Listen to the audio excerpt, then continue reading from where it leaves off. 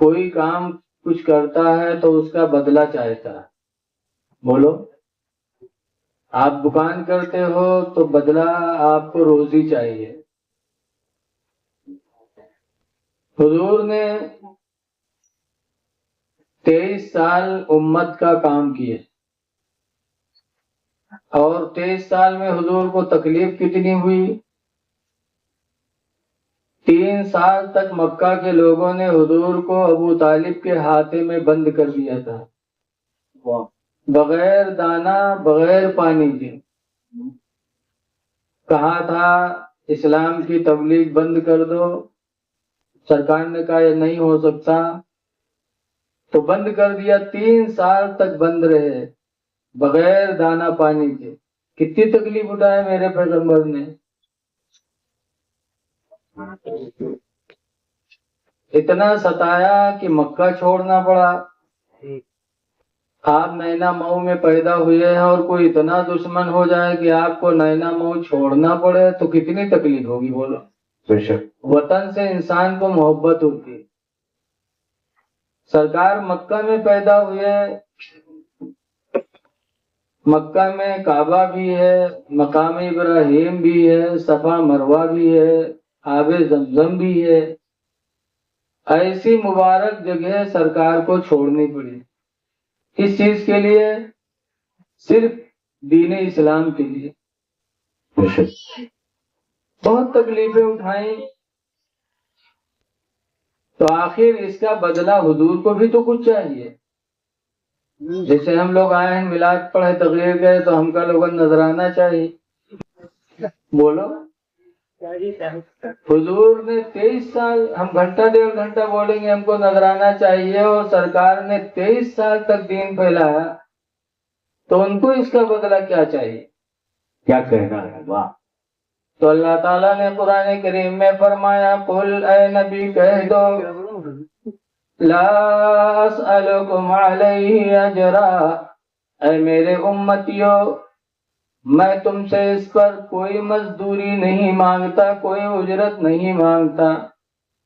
الا المودۃ فی القربى، مگر اہل بیت کی محبت مانگتا ہوں.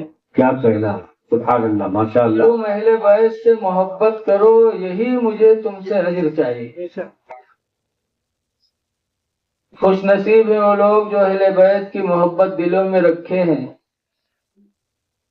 اور سیدوں سے محبت کرتے. کیا کہنا. ایک بات یاد رکھو، کربلا میں 10 محرم کو امام حسین رضی اللہ عنہ کے سینے پہ کون بیٹھا تھا؟ 72 زخم لگ چکے تھے امام حسین کو. آخری تیر پیشانی پہ آ کے لگی تھی یزیدیوں کی. اللہ. تو امام نے جب تیر کو پیشانی سے کھینچا تھا تو خون کا فوارہ نکلا تھا. اللہ. امام کو چکر آیا، امام گھوڑے سے نیچے آ گئے تو شمر دوڑا اور امام حسین کے سینے پہ بیٹھ گیا. میان سے تلوار نکالی، امام کے گلے پہ رکھا اور چلایا، گلا نہ کٹا. تو امام نے آنکھیں کھولی، فرمایا شمر کاٹنا ہے تو ادھر سے کاٹو، پیچھے سے گلا کاٹو، آگے سے نہیں کٹ سکتے. کہا کیوں؟ کہا یہ وہ جگہ ہے جسے میرے نانا رسول اللہ چوما کر. سبحان اللہ، سبحان اللہ. یہاں سے تلوار تمہاری نہیں چلے گی، چلانا ہے تو ادھر سے چلاؤ.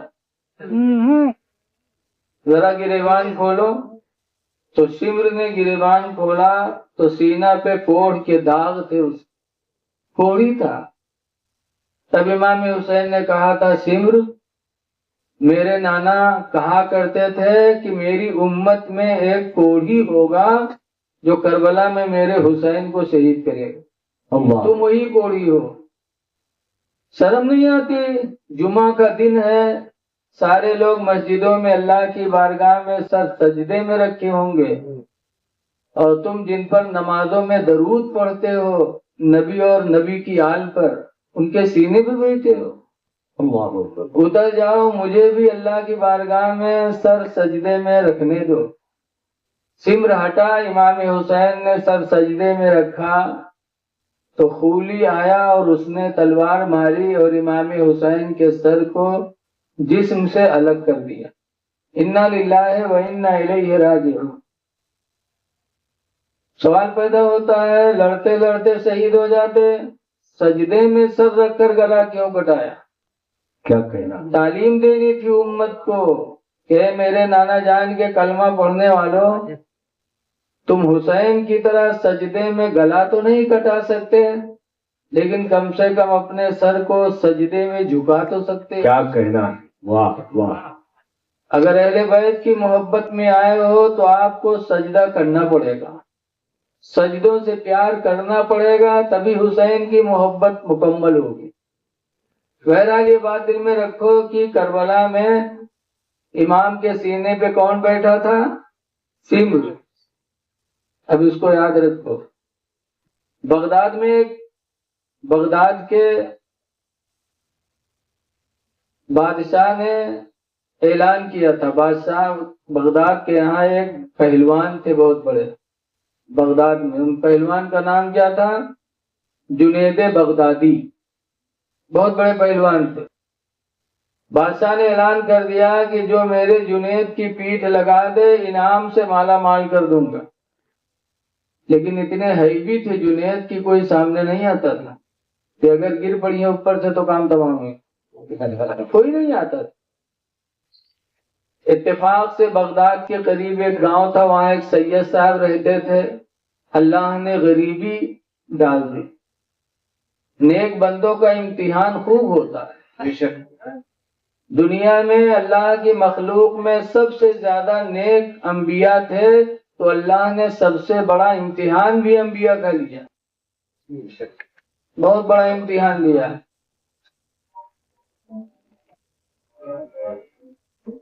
अभी बताएंगे। बहरहाल बगदाद के करीब एक गांव था, सैयद साहब थे। गरीबी के दिन आए तो मजदूरी जाते थे तो कोई मजदूरी के लिए बुलाते नहीं था कि सैयद है काम कराएंगे तो अच्छा नहीं लगेगा। और ज़कात भी नहीं खा सकते थे, फितरा भी नहीं खा सकते थे, इसलिए कि सैयद के लिए ज़कात फितरा खाना हराम है।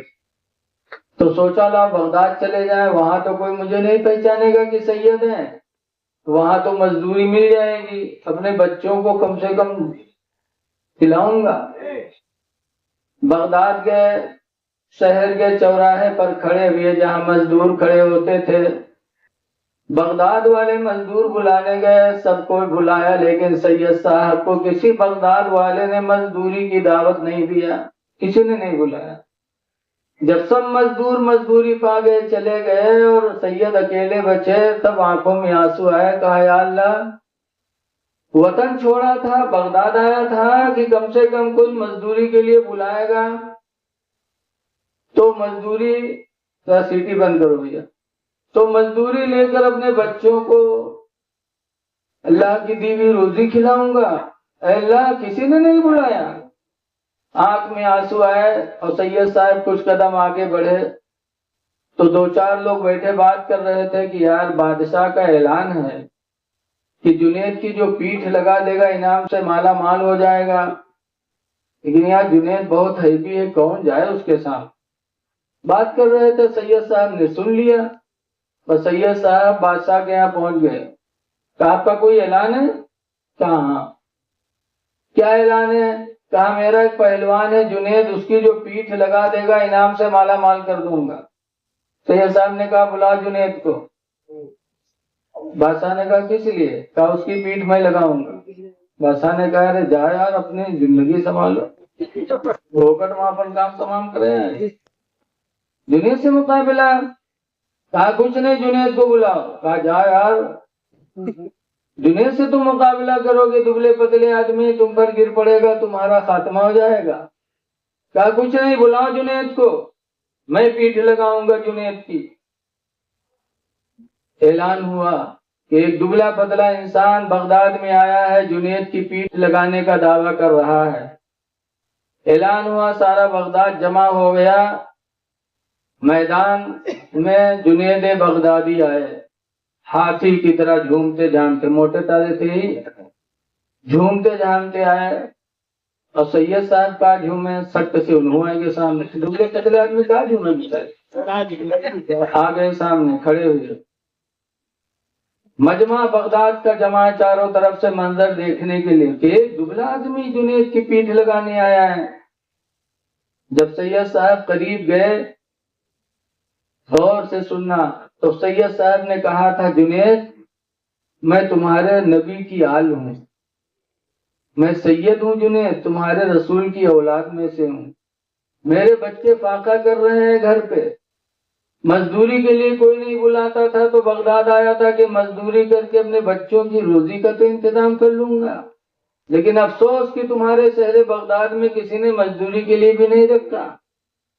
جنید مجھے پیٹھ لگا لینے دو تاکہ انعام مل جائے تو اپنے بچوں کے لیے روزی کا انتظام کر لوں. جنید کی آنکھیں کھل گئی کہ سید کے سامنے. تو جنید نے اشارہ کیا, مجمع تو دور دور تھا, وہاں صلاح کا ہوتے انہیں دونوں ملا جانا, مجمع دور تھا. جنید نے کہا ٹھیک ہے تم قریب آنا, میرے کمر میں ایسے ہاتھ ڈال کے دھکا دینا میں چت ہو جاؤں. جب جنید قریب ہوئے سید صاحب نے ہاتھ ایسے ڈالا تو کمر کہاں ہے, کمر کہاں رہا ہے, پورا کمرہ رہا ہے, بہت موٹے رہا. ایسے تھوڑا سا ہاتھ ڈال کے دھکا مارا تو جنید چت, سید صاحب اوپر جنید نیچے. شور مچ گئے, دبلے آدمی نے جنید کو پٹک دیا. بادشاہ نے کہا نہیں نہیں دوبارہ کشتی ہوگی, میرے جنید سے کوئی چوک ہو گئی ہوگی. دوبارہ جب پھر دونوں قریب گئے تو جنید نے اشارہ کیا کہ سید صاحب آتے آتے تو میرے سینے پہ ہاتھ مارنا میں چت ہو جاؤں. سید صاحب قریب پہنچے, ایک ہاتھ مارا تو جنید بغدادی چت, سید صاحب اوپر جنید نیچے. کشتی ختم ہو گئی. سید صاحب کو لے کر گئے بادشاہ, اتنا انعام دیا کہ سید صاحب بغداد سے اپنے وطن خوشی خوشی روانہ ہو گئے.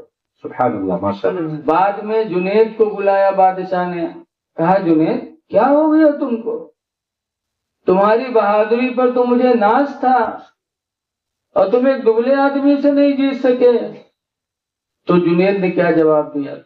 جنید نے کہا تھا بادشاہ میں جنید ہوں, جنید میں سمر نہیں ہوں. کیا کہنا ہے, وہ سمر بد نصیب تھا جو کربلا میں حسین کے سینے پہ چڑھا تھا. میں جنید ہوں, میں سمر نہیں ہوں. وہ آلے رسول تھے, سید تھے, میں جنید ہو کر سید کے سینے پہ چڑھوں, خدا میرے نصیب میں وہ دن نہ دکھائے. وہ سمر بد نصیب کیا کہنا کے سینے پہ چڑھا تھا, میں جنید ہوں. جب اتنا کہا کہ سید تھے تو بادشاہ چھپ. جنید بغدادی واپس ہوئے. ابھی تک دنیا ان کو پہلوان کہتی تھی, لیکن جب گئے اور گھر پہ لیٹے سوئے تو خواب میں جنید کے حضور تشریف لائے. سبحان اللہ ماشاء اللہ. اور یاد رکھو شیطان کسی کی بھی صورت بنا سکتا ہے لیکن نبی کی صورت نہیں بنا سکتا. کیا کہنا, بے شک بے شک. اسلام کا مسئلہ ہے کہ ہر انسان کی شکل میں شیطان تو آ سکتا ہے لیکن نبی کی شکل میں نہیں آ سکتا. سرکار تشریف لائے اور جنید کی پیشانی پہ ہاتھ رکھتے ہیں, کہتے جنید تم نے میرے اولاد کی عزت کی ہے, میری دعا ہے اللہ تمہیں دونوں جہان میں عزت عطا فرمائے. سرکار نے دعا کی. جنید لیتے تھے پہلوان بن کے, لیکن جب صبح اٹھے تو اللہ کے ولی بن کر کے. سبحان اللہ ماشاء اللہ. نعرہ تکبیر, نعرہ رسالت, فکر شہدائے کربلا کانفرنس, مقام فیضان مسلک اعلی حضرت فیضان مسولی شریف. تو سیدوں کی تعظیم سے انسان کی زندگی میں انقلاب پیدا ہوگا. کیا کہنا, واہ. میں نے کہا شیطان سب کی شکل بنا سکتا, نبی کی شکل. شیطان ہمارے تمہارے خواب میں یہاں آوا تھا کی شکل میں بتاؤ. بحرین شریف میں ایک چھوٹی تکیا ہے, وہاں مفتی شمس الدین صاحب ہیں. ایک آدمی گیا تعویذ بنوانے کہ حضرت بستر پہ پیشاب ہو جاتا ہے، تعویذ بنا دیجیے، تو حضرت نے تعویذ دے دیا۔ 2-3 دن کے بعد آیا تو کہتا ہے کون دشمنی ہمارا رہا جو ایسی تعویذ بنائے؟ کہیں کہا ہوا، کہیں جا اب تک تو پیشاب ہی کرتا تھا، لیکن تعویذ لے کے گیا، لیٹا تو رات میں مجھے پیخانہ لگا، پھر ایک شخص مجھے لے کے گیا اور میدان میں بٹھا دیا، اور جب میں نے پیخانہ کیا دھڑ سے تو دیکھا بستر گندا، تو اب تک پیشاب ہی کرتا تھا، تم نے ایسی تعویذ بنائی کہ پیخانہ بھی ہونے لگا۔ تو شیطان سب کی شکل بنا سکتا ہے لیکن نبی کی شکل نہیں بنا سکتا۔ اے لوگوں، اہل بیت کی جتنی محبت کرو کم، بے شک۔ اعلیٰ حضرت کے چھوٹے بھائی مولانا حسن رضا خان فرماتے ہیں کہ کس زبان سے ہو بیان مدح شان اہل بیت۔ سبحان اللہ، ماشاء اللہ۔ اہل بیت کی شان کس زبان سے، کس زبان سے ہو بیان مدح شان اہل بیت، مدح گوئے مصطفیٰ ہیں مدح خوان اہل بیت۔ واہ، اس لیے آج ہم کو آپ کو اہل بیت کی زندگی سے سبق لینا، صرف یہی نہیں کہ ہم محبت کرتے ہیں، محبت کرنے کے لیے اہل بیت کے اصول کو اپنانا پڑے گا۔ حضرت امام حسن ہیں، ان کو دیکھو جو جتنا نیک ہوتا اتنے اس کے دشمن ہوتے۔ دیکھیے بھدوہی ضلع سے آنے والے نعت رسول پڑھنے والے شاعر آپ کی اسٹیج پہ تشریف لائے ہیں، انشاءاللہ میرے بعد آپ ان کا کلام سنیں گے۔ کیا کہنا ہے؟ جتنے اچھے ہوتے اتنے ہی ان کے دشمن ہوتے ہیں۔ حضرت امام حسن کے بھی دشمن ہو گئے، جبکہ اتنے اچھے تھے کہ ایک دن حضور مسجد میں خطبہ دے رہے تھے، امام حسن کھیلتے کھالتے پہنچ گئے تو حضور نے امام حسن کو اپنے بغل میں بٹھالا اٹھا کے اور کہا لوگوں میرا نواسا حسن ایسا ہے کہ ایک دن آئے گا کہ میری امت میں جب پھوٹ پیدا ہوگی، 2 گروپ ہو جائیں گے میری امت میں مسلمانوں کے اندر، تو میرا بیٹا حسن دونوں میں صلح کرا کے ایک کرا دے۔ سبحان اللہ۔ یہ سرکار نے حسن کے بارے میں فرمایا تھا۔ وہ حسن کو زہر پلایا کسی نے پانی میں، اور زہر کا پینا تھا کہ خون کی الٹی ہونے لگی، ایسی الٹی ہوئی کہ امام حسین دیکھے تو کہتے بھائی جان کیا ہو گیا آپ کو خون کی الٹی ہو رہی ہے؟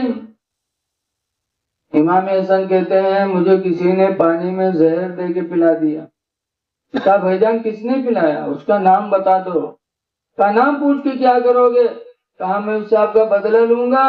تو امام حسن کہتے ہیں حسین میں نے اپنا سارا معاملہ خدا کے حوالے کر دیا ہے، تم سے بہتر بدلہ لینے والا میرا خدا ہے۔ یہ کہہ کے امام حسن نے خاموش کر دیا، کہا تم سے بہتر بدلہ لینے والا میرا خدا ہے اور میں نے سارا معاملہ خدا کے حوالے کر دیا۔ کیا کہنا ہے؟ واہ اے لوگوں، امام حسن کی زندگی سے سبق ملتا ہے کہ اگر آپ کو کوئی تنگ کرے، کوئی پریشان کرے تو آپ ظلم کا بدلہ ظلم سے نہ دو، بلکہ صبر کر کے اور اپنا معاملہ خدا کے حوالے کر دو، خدا تم سے بہترین بدلہ اس سے لے، اور ایسا لے گا کہ احساس بھی لوگوں کو نہیں ہوگا۔ تو اے لوگوں، اہل بیت کی زندگی سے سبق لینا چاہیے، لیکن آج دیکھا جاتا ہے کہ اگر کوئی ایک جھاپڑ مار دی تو کہ جانے لے ایک آدمی سوچ لے، بولو ہے کہ نہیں؟ سیتا پور میں تقریر کر رہا تھا، ایک طرف مرد ایک طرف عورت تقریر کرتے رہیں کہ دوی مہروئی بھیڑی آئی گی اور دونوں ایک دوسرے جھونٹا پکڑے، بہت چھوڑے لیکن چھوڑے نہیں، پورا مجمع خراب کر دیں، جیسے سڑوے نہیں بھیڑی آ جاتے روڈ پر، جتنا لاٹھی ڈنڈا مارو لیکن ہٹنا ہی، پورا مجمع خراب کر۔ اے میری ماں بہنوں، جب تم پر کوئی مصیبت ڈالے تو حسن کی زندگی کو سامنے رکھو، بدلہ نہ لو، گالی کا جواب گالی سے نہ دو۔ تم نے اس نبی کا کلمہ پڑھا جس نبی کے بارے میں بخاری شریف کے حدیث کے اندر آیا ہے کہ لا یجزی السیئۃ بالسیئۃ، کہ اللہ کے رسول برائی کا بدلہ برائی سے نہیں دیا کرتے تھے، کیا کہہ وَلَٰكِن يَعْفُوا وَيَصْفَحُوا، لیکن وہ معاف کر دیا کرتے تھے، درگزر کر دیا کرتے تھے۔ ظلم کا بدلہ میرے نبی نے کبھی ظلم سے نہیں دیا، اسی لیے 1400 برس گزر گئے، لیکن آج بھی پڑھا ممبروں سے جاتا ہے کہ سلام اس پر کی جس نے بادشاہی میں فقیری کی، اور سلام اس پر کی جس نے گالیاں سن کر دعائیں دی۔ ظلم کا بدلہ ظلم سے نہ دو۔ نبی کریم کی زندگی ہمارے تمہارے لیے نمونے عمل ہے۔ بد دعا بھی نہ دو، میرے نبی نے کبھی بد دعا بھی نہیں دیا۔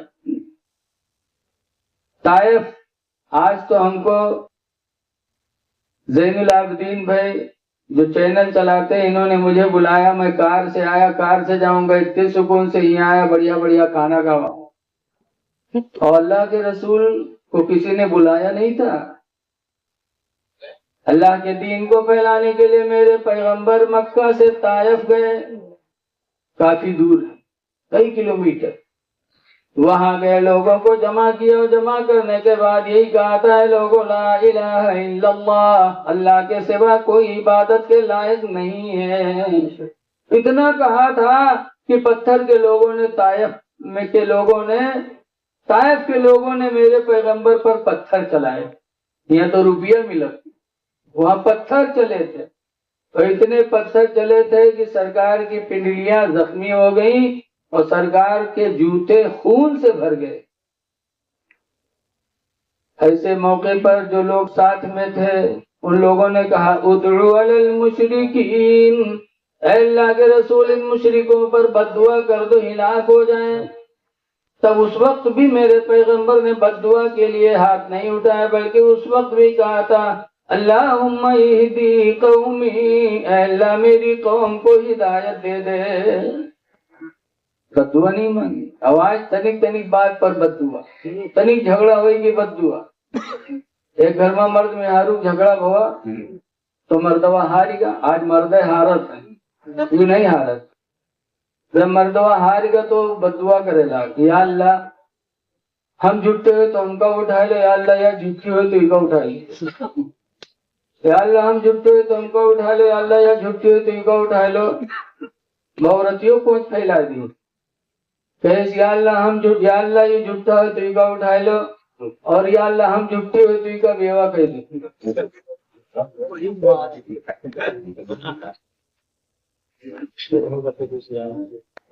یا اللہ دیکھو گڑبڑ ہو گیا، بیوی مرتی ہے تو مرد کو کہا کہتے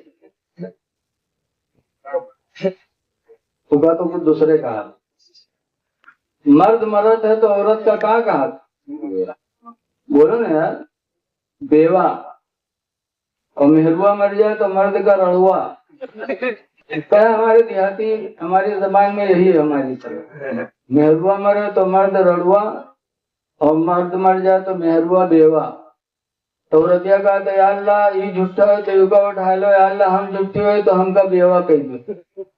اب بتاؤ مرے مرد ایک چودھرین بنی بیٹی، اتنی خوشیاں، اتنے قابل دعا مانگ کہا یا اللہ یہ جھٹا ہے تو کا اٹھا لو، یا اللہ ہم جھٹے ہوئے تو ہم کا بیوہ کہہ، مرے لوٹ پوٹ ہوا ہے۔ دعا نہیں، بد دعا نہیں کرنی چاہیے، میرے نبی نے کبھی بد دعا نہیں مانگی ہے۔